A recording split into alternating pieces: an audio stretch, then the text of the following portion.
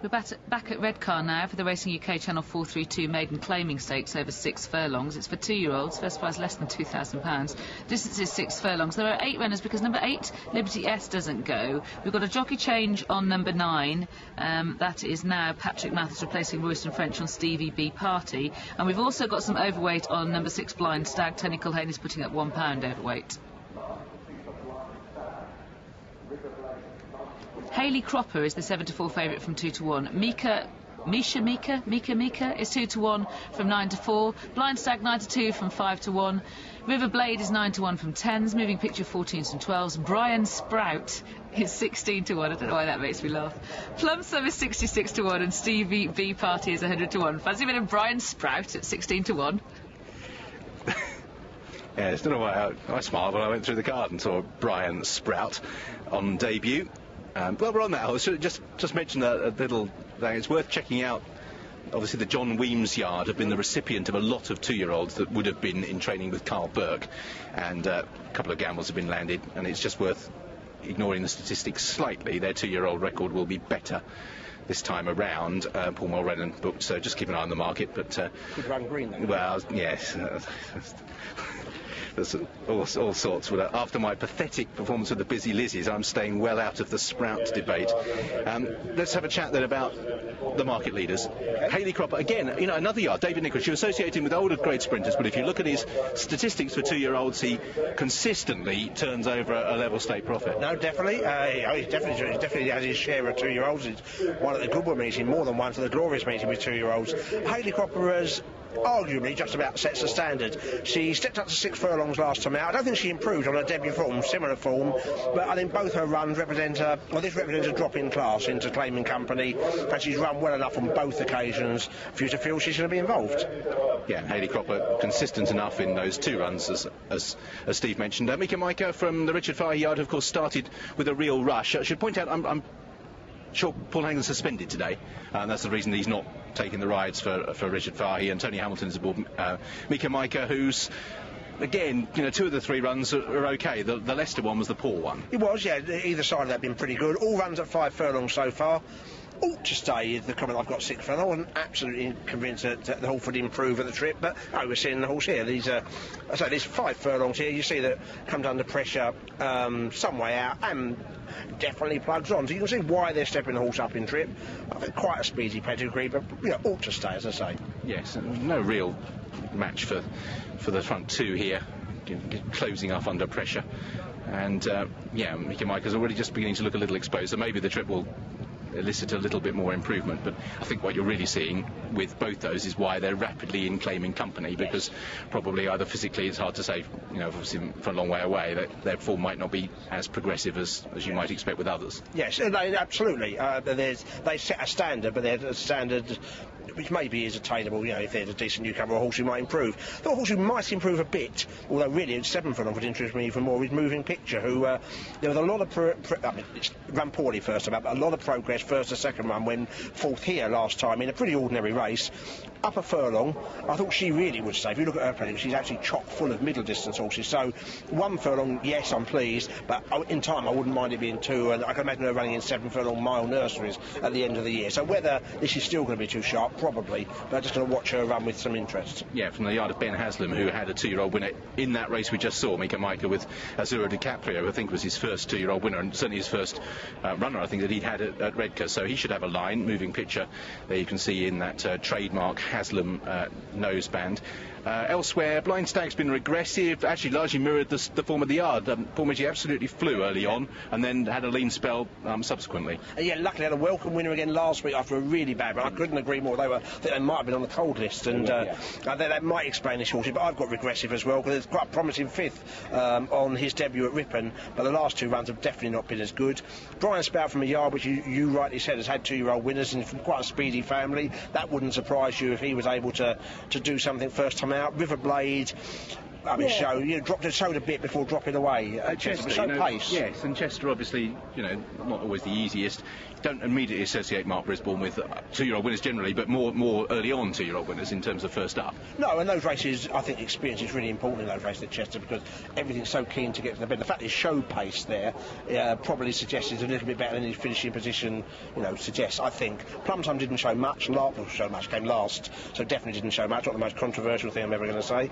Liberty S was very modest, 2 runs so far, and Stevie B Party beat 1 rival so far in 2 runs. So in depth, there's not much. Yeah, just point out Liberty S doesn't run. I know you were elsewhere when that propped up, but going forward, Brian Sprout, and it's probably, if you've got a 2-year-old that's showing a great deal of promise, or even your trainer's talking up, you don't really stick them in claimers this early, do you? I mean, unless they're really cheaply bought and you want to get up, you win, maybe you can still got the dam or something like that, which I suppose you can elicit by looking at the pedigrees, but generally 2-year-old claimers are pretty weak. It's not encouraging, is it? I mean, there can be various reasons people might want to get rid. There can be reasons, I guess, but it's not, generally speaking, encouraging.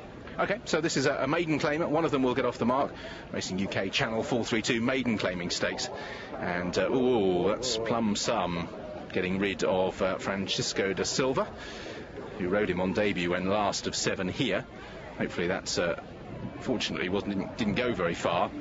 But the Stevie B Party goes forward, just in case that one continues to misbehave. I can't think they're going to let them go without giving Plumsum a chance or two. Let's cross to the track and rejoin Alan. So just waiting on Plumsum now.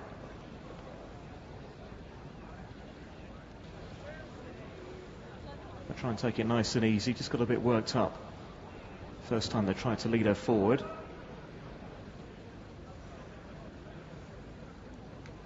Now she's walking straight in. They're set to go. And they're off. They've raced away. SD Racing UK Channel 432 maiden claimer.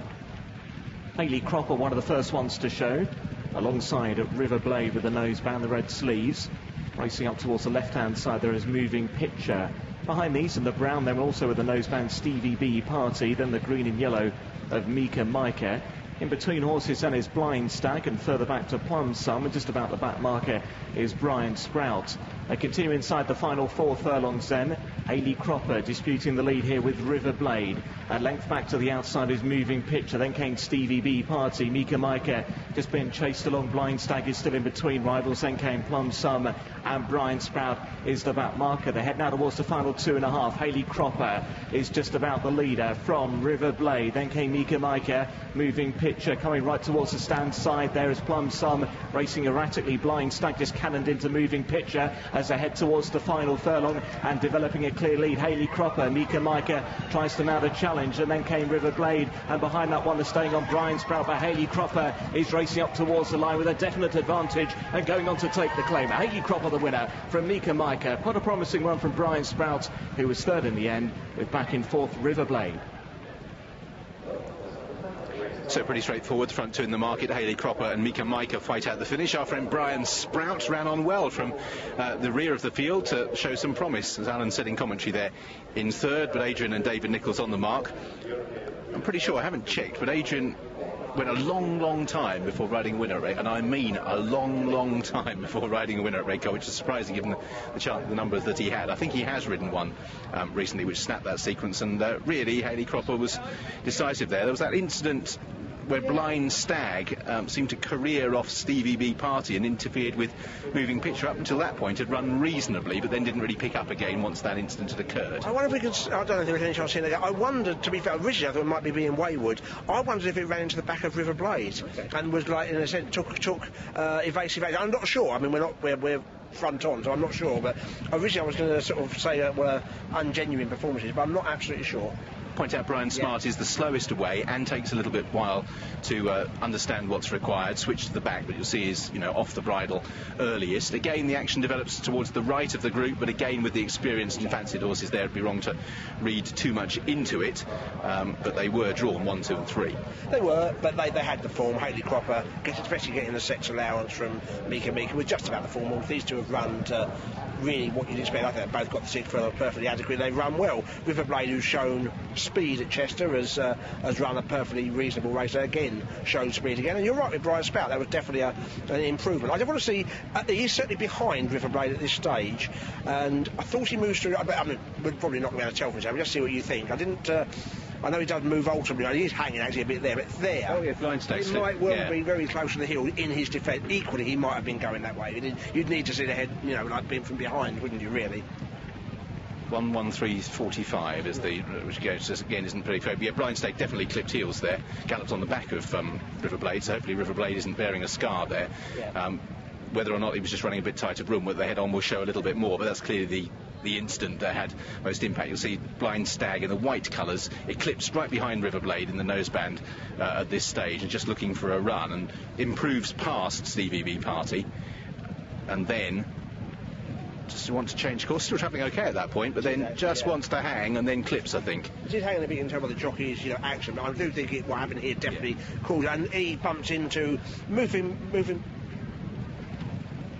Sorry, I think Philly's getting an allowance for that. I think if I had my way in racing, everything would race off level weights in terms of stuff. So I know no real thoughts for it. I just feel that in general.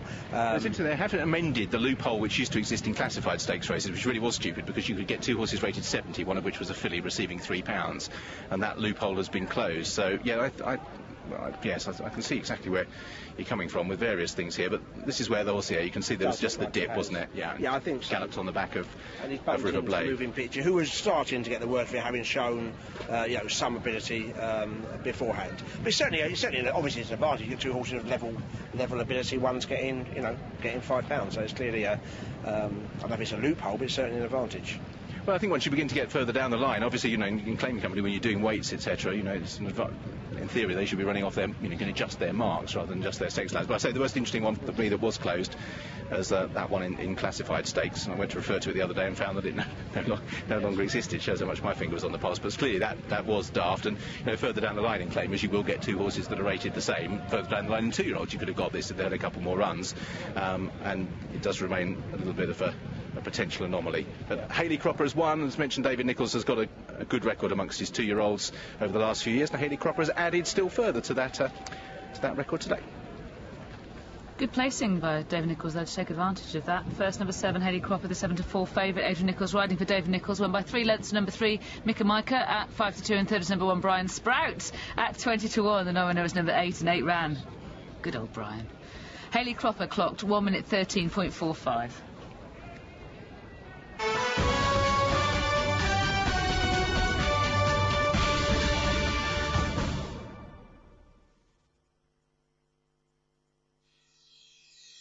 RacingUK.com is now better than ever. You can now subscribe and watch every race live on the Racing UK player in high quality video streaming. Plus our free